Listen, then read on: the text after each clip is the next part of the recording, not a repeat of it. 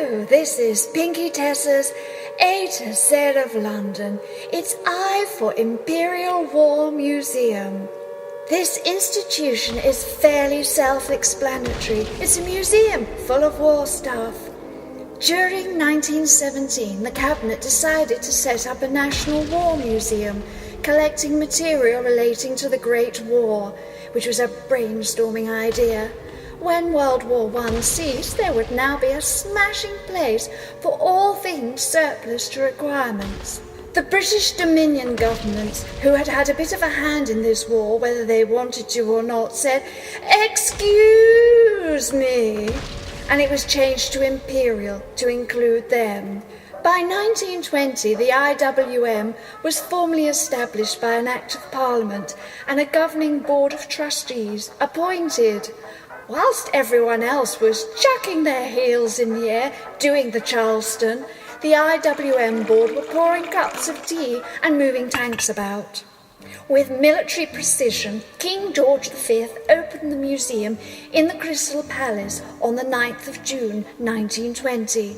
By 1924, the museum had moved to South Kensington into a two-gallery affair. By 1935, it was in its present site off the Lambeth Road.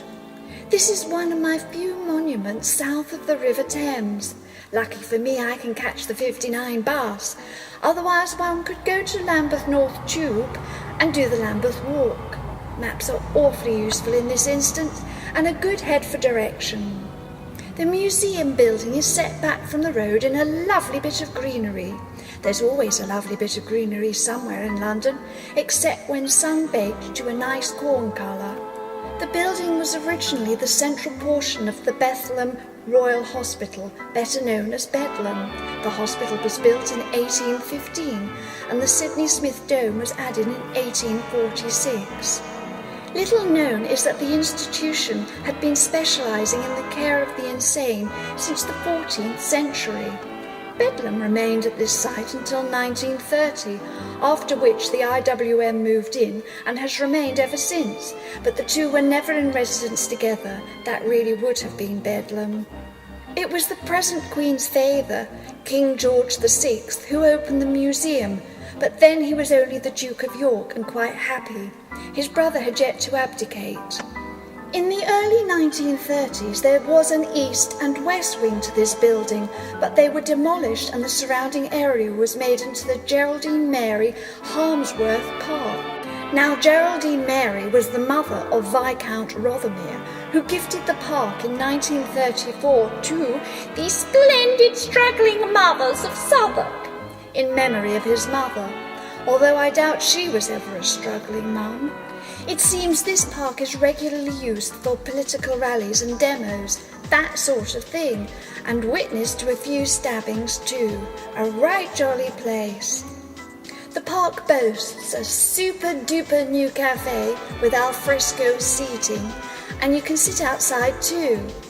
A smashing Soviet war memorial commemorating the loss of 27 million citizens during World War II, and a Tibetan peace garden. Both were opened in 1999. The Dalai Lama opened the Tibetan garden, but not the other one. Also toilets, a requisite when tea's about, a picnic area, a small copse, don't go dyslexic or you'll have the police down, a family orchard, world garden and ice age tree trail. In the sports department, a five-a-side footy pitch, and facilities for basketball, netball and tennis, and a nice area where the surface makes it a pleasure to fall off your bike. I think that's what it meant. During World War II, 1940 to 1946, the British always like to make sure it's really over before life begins in earnest. The IWM was closed down. All vulnerable collections were evacuated to store outside London. Slightly ironic, really, when you think about it. Meantime, with the outset of World War II, the IWM knew they were in for another good collection at the end of it. The terms of reference were enlarged to cover both world wars, and in 1953 this was further extended to include all military operations in which Britain or the Commonwealth had been involved since August 1914. Here, though, are my big boys, the 15-inch guns fronting the whole experience. Impressive, ain't they? I think they'd take an eye out. You'd imagine they were from the same boat, wouldn't you? Despite being twins now, the gun on the right came from HMS Ramillies. However, the one on the left seemed to have a bit more of an exciting adventure.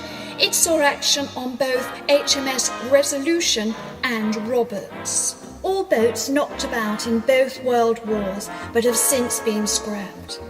These boys have been in place since May 1968, and presumably they get a good rubbing down every so often to keep them in the peak of condition. They are from the dreadnought era of battleships. During the 1960s, 70s and early 80s, the museum became neglected and dingy.